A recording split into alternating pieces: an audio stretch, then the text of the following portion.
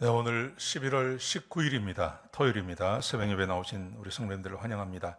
내일은 주일입니다. 교회에서 그 추수감사절 만찬도 하고 할 것입니다. 교회에 오셔서 함께 좋은 시간 가지셨으면 좋겠습니다. 1부, 2부, 3부 예배 그렇게 드리겠습니다. 말씀 나누기 전에 우리 공동기도 제목으로 기도하는 시간 갖도록 하겠습니다. 기도하시겠습니다. 홍석화 집사의 암을 치료해 주십시오. 배욱진 집사의 뇌졸중을 치료해 주십시오. 언어가 회복되고 오른쪽 팔다리에 힘이 생겨나도록 해 주십시오. 곽한나 집사를 치료해 주십시오. 권하자 집사가 다시 걷도록 해 주십시오. 이승학 성도의 뇌종양 치료가 잘 되게 해 주십시오. 권현민 형제를 치료해 주십시오.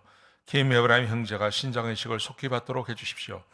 김시희 집사의 뇌종양 치료가 잘 되게 해 주십시오.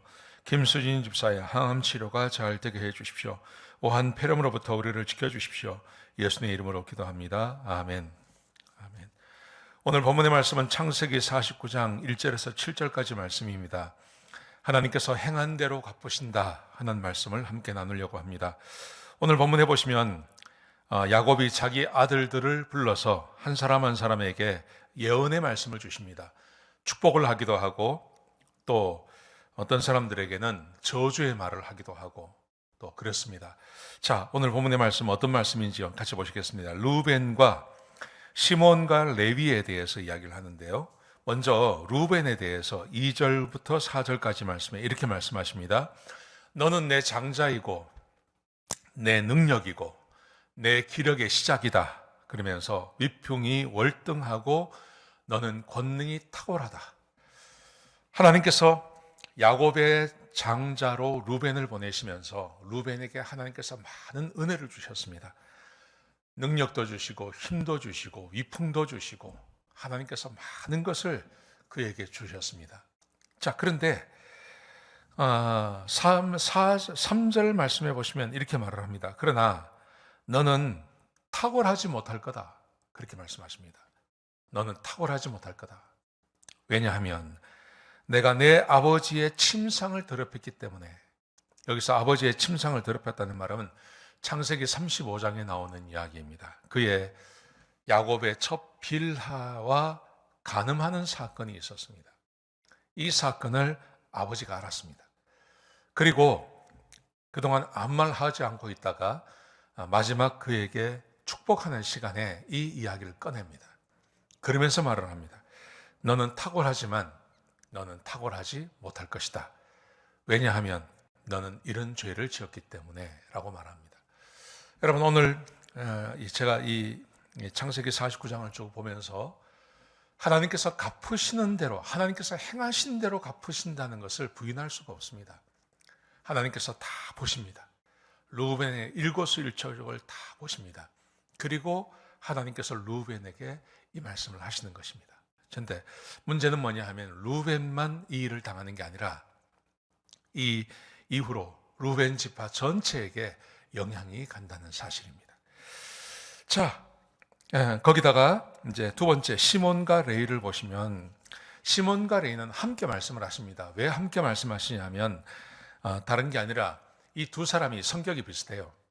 그리고 세겜 족속을 멸망시킬 때 그때 이 두 사람이 나가서 일을 합니다.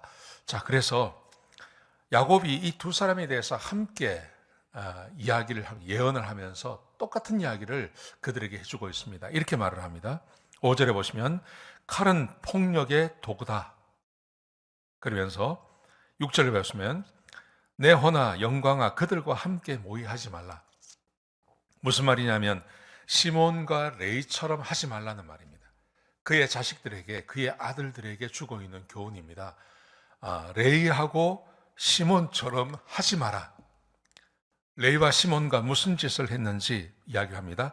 자, 6절에 보시면 그들은 분노대로 사람을 죽이고 혈기대로 소의 발목 힘줄을 끊었다. 여러분, 이게 바로 우리가 잘 알고 있는 대로 이 시몬과 레위가 그 레아를 그 자기 딸 디나가 자기 여동생이죠. 디나가 세겜 사람에게 강간당하는 것을 이야기를 듣고 가서 그들과 이렇게 합의를 보지 않습니까? 너희가 우리처럼 할례를 받으면 그러면 우리가 너희 우리 딸을 우리 여동생을 너에게 주겠다 그렇게 이야기를 하죠. 그래서 그 사람들이 진짜 그렇게 합니다. 그런데 3일째가 되었을 때 할례를 받고 3일째가 되었을 때 그때 이 시몬과 레위 두 사람이 칼을 가지고 가서 세겜 족속 전체를 다 죽여버립니다. 근데 여기 보시면 혈기대로 소의 발목 힘줄을 끊었다. 이건 무슨 말이냐 하면 사람은 다 죽이고 그리고 동물을 잡아왔습니다. 근데 다 못 가지고 오지 않습니까? 그러니까 못 가지고 오는 그 동물, 그 소 이런 것들은요 전부 발목을 다 끊어버린 거예요. 뭐 꼭 그렇게 할 필요 없는데 그렇게 했다는 것입니다. 여러분, 그래서 이것에 대해서 지금 야곱이 이야기하고 있는 겁니다. 내 혼아 내 영혼아 그들과 함께 모이하지 마라. 시몬처럼 레위처럼 하지 말라는 말입니다. 이 사람들처럼 하지 말 것을 요구하고 있습니다. 그러면서 그 다음 7절에 보시면 노여움이 혹독하며 저주를 받을 것이다. 저주를 받게 될 거라고 이야기합니다. 맹렬한 분인기가 맹렬하여 저주를 받게 될 것이다.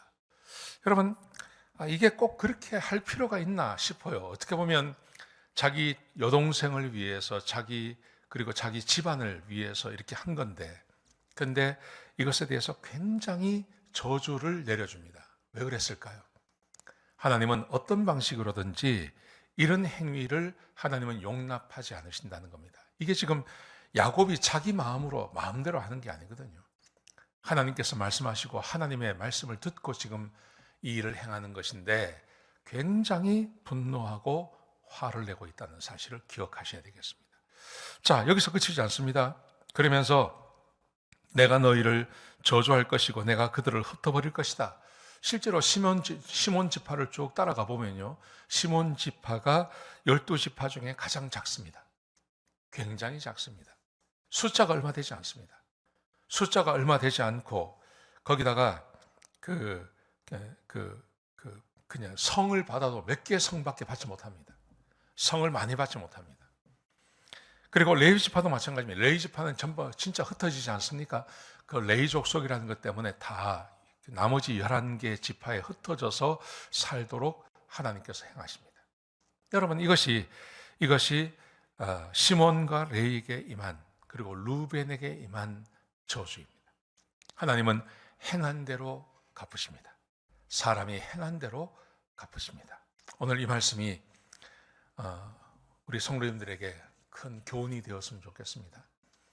내가 하루를 어떻게 보내느냐, 하루를 내가 어떤 마음으로, 내가 어떤 말씀에 순종하며 하루를 보내느냐에 따라서 우리 인생 전체가 달라질 수 있다는 거 기억하셨으면 좋겠습니다. 네, 같이 한번 기도하시겠습니다. 아버지 하나님, 귀한 말씀 주셔서 감사합니다. 하나님의 말씀에 늘 순종하며 살아갈 수 있도록 도와주옵소서. 하나님의 말씀에 순종하는 주의 백성들이 되게 하여 주시옵소서. 주님 감사합니다. 예수님의 귀하신 이름으로 간절히 기도드렸습니다. 아멘.